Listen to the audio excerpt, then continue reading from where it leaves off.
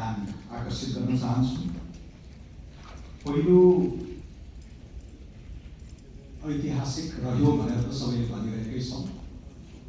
त्यो ऐतिहासिक जनमतलाई न्याय गर्ने जिम्मेवारी बोध हामी सबैमा यहाँहरू समक्ष पस्कन चाहन्छु।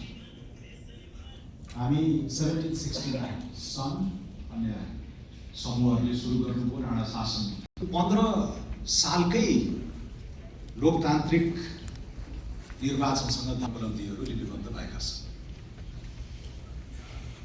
15 सालमा विश्वेश्वर प्रसाद कोइराला त्यति बेला 109 स्थानमा निर्वाचन भएका थिए र उहाँले नेतृत्व गर्नुभएको 2/3 बहुमत लिएर आएको सरकारको पनि पपुलर भोट चाहिँ जम्मा 38% जम्मा 38%।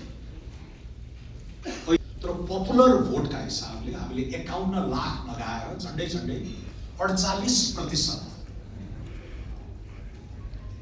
भोट सेयर चाहिँ हामीले हासिल गरेका छौँ। त्यसैले यो म्यान्डेट, यो जनादेश मतादेश जे भने पनि असाध्यै गरुङ्गो सबैमा हुनुपर्छ।